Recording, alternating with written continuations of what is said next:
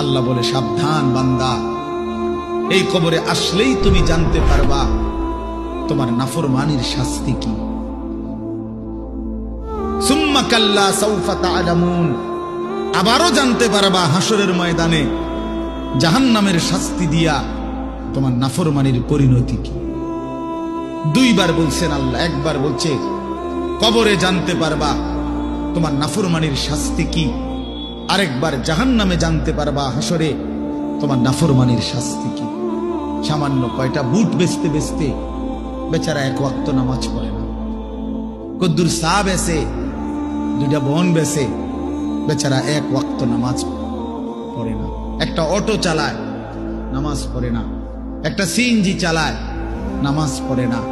12,000 14,000 টাকার একটা বেতন, এই কদ্দুর চাকরি করে, এটুকুর জন্য একটা নামাজ, একটা সেজদা দেয় না আল্লাহকে।